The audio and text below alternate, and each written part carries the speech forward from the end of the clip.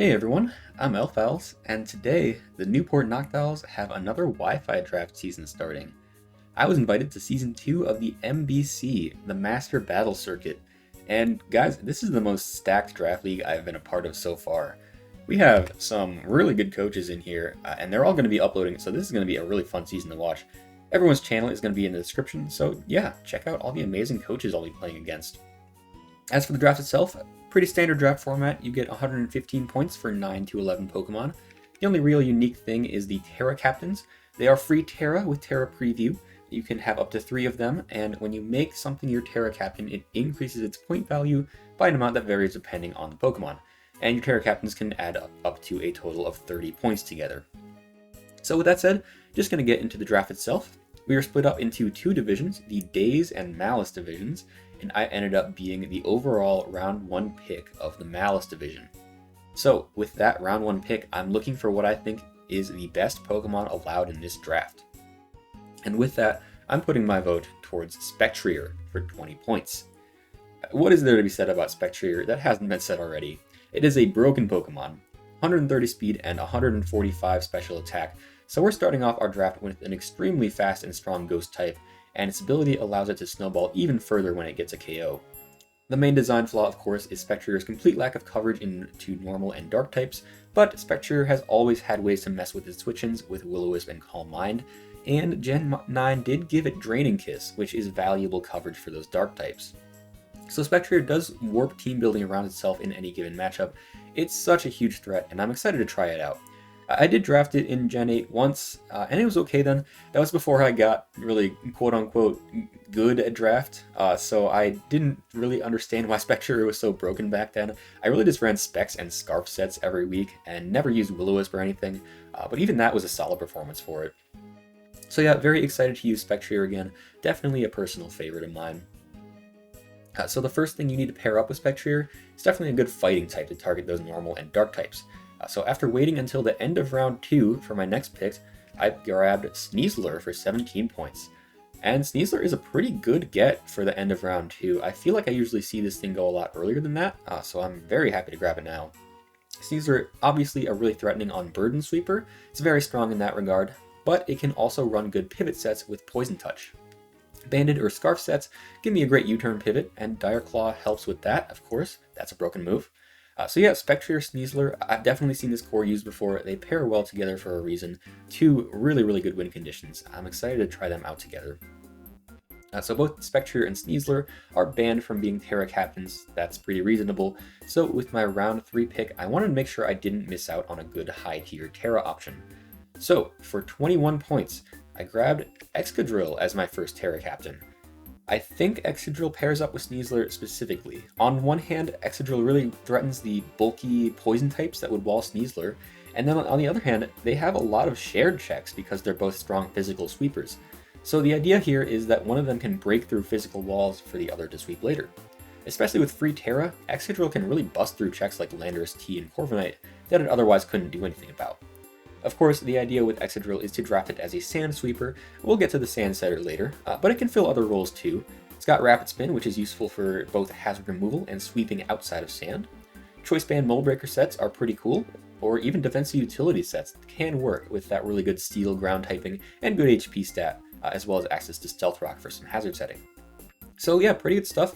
I'm really excited to use these top 3 together. I am once again falling into the habit of drafting a really hyper-offensive top 3, which makes my team really scary, but we're also going to need some strong support to back that up. So with that in mind, my round 4 pick is Screamtail. This pick is purely defensive utility, gives me a nice bulky pivot with Wish and Encore, potential dual screens, and a more dedicated rocker.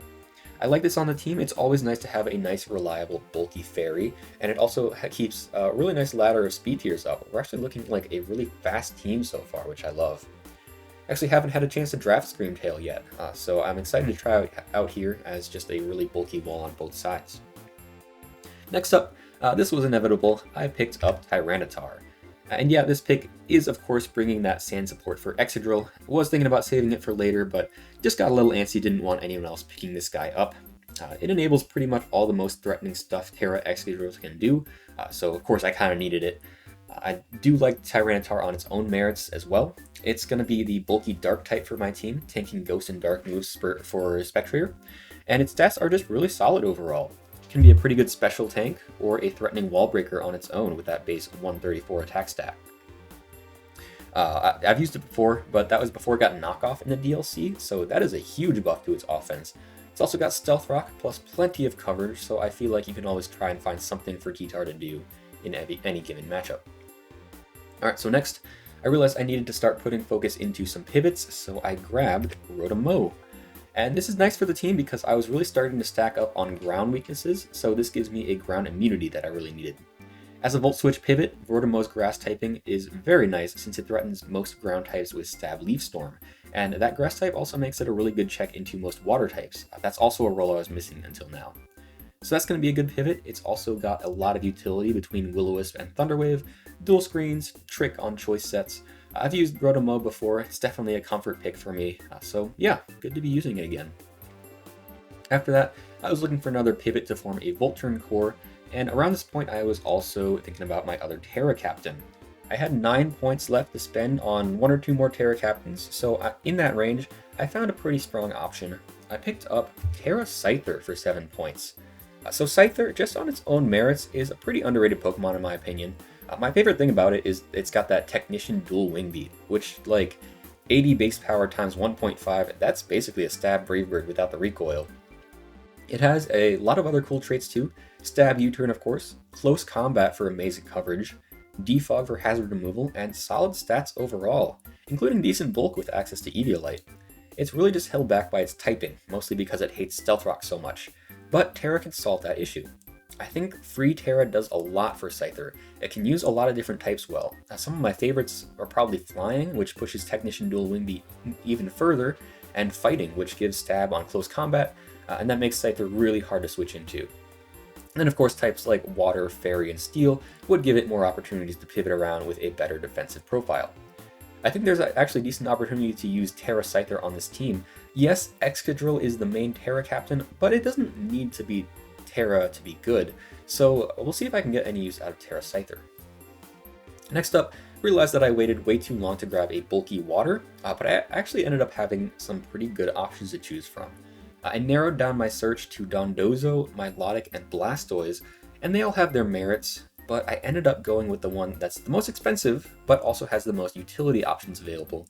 I went with Blastoise for 11 points.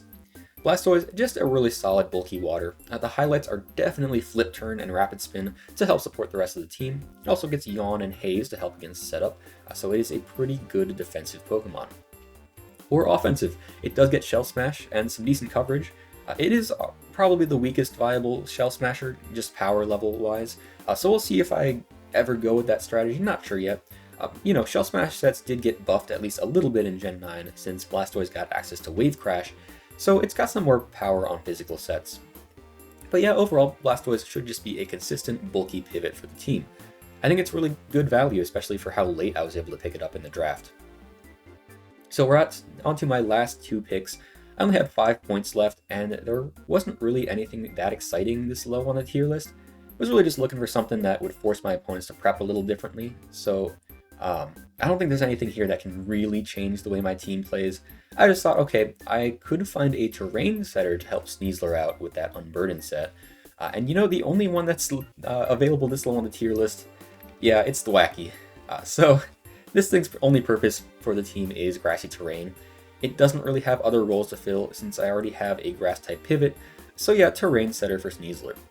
Grassy Surge from Thwackey is also kind of nice because unlike Rillaboom, it forces much more of a mind game with bringing Earthquake against me. Like, are you really going to dip down to a worse ground move because of Thwackey? So that is a potential advantage I could gain here. Like I said, Thwackey itself isn't really doing much here.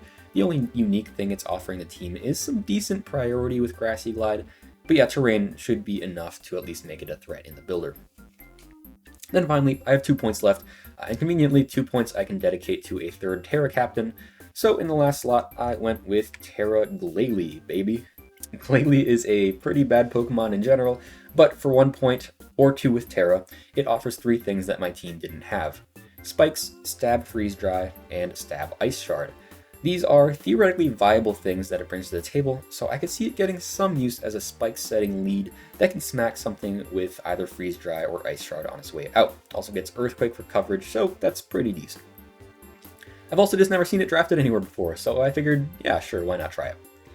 So that is the team I ended up with at the end of the draft. I did pretty quickly realize that I wanted to make some changes with my later picks, because after looking at my matchups for the season, I came to the conclusion that Thwackey just kinda sucks, and I can't ever justify bringing it. I'm sorry, Thwackey. It's just not doing anything on its own, and Grassy Terrain even has some anti-synergy with Excadrill, who just wants to run Earthquake, so didn't end up being a huge fan. That did inspire me to look at some other terrain setters, and a pretty solid one did go undrafted. So, effective week 1, I dropped Thwackey, Terra Scyther, and the Terra Captain status on Glalie to make room for Terra Indeedee and Charizard. So first off the drops, like I said, I don't mind losing Thwackey, and I will not miss the Terra on Glalie either, I didn't really care about that. But losing Terra Scyther does suck, I was really looking forward to using that. To replace it though, Terra Indeedee looks really cool on this team. Psychic Terrain comes with the obvious benefit of enabling Unburn and Sneasler, but it's also really nice with all my offense. Spectrier, Sneasler, and Excadrill all hate Strong Priority, so they really appreciate it being blocked by the terrain. As for Indeedee itself, I do like it as a Terra Captain. It's a lot more likely to show up to a match than Thwackey is, I'll give you that. I do believe I get access to both forms. I haven't fully checked that, but I think I'd just be using the male form 99% of the time anyway, since that's the one that gets Expanding Force. Speaking of which, Expanding Force, potentially with Terra Psychic, could be a very strong wall-breaking option. That also applies a lot of pressure on Dark types to switch in and take it, which is good for Spectrier. Terra Fairy and Fighting are also pretty good to help with coverage on choice sets, for example, or any number of defensive types to help with pivoting or Calm Mind setup. This is the second Psychic type on my team after Screamtail, but they do at least fill very different roles, and they don't even really overlap weaknesses. Screamtail is neutral to Dark and Bug, and Indeedee is immune to Ghost, which is also so helpful to Spectrier, so I don't mind the overlap on types. And then of course the other pickup was Charizard. I was really just looking for a fire type that can threaten solid damage, and for the price point, it was between this and Typhlosion. Typhlosion has Eruption, but Charizard has way better coverage and an arguably better typing for this team. That ground immunity is pretty useful for switching opportunities, and Fire Flying as stab coverage is actually pretty good. There are a few matchups where Charizard can just be massively threatening by running dual stabs plus coverage like Focus Blast and Scorching Sands. It's actually decently strong with base 109 special attack. That being said, I don't expect much out of this. It is low tier for a reason, but it has at least some solid matchups, and it's a relatively threatening bring for its price point. So that is the full draft going into week 1. I am really excited to try the team out. I think there's a lot of potential here, and like I said before, this league is full of amazing players, so I'm trying to see if I can stack up to the competition. Thanks to the MBC for inviting me to this season, it's really cool to be a part of. With all that said, week 1 is coming right up. I'll have uploads every weekend, so will every other coach, so stay tuned for that. Thank you for watching, and I'll see you next time.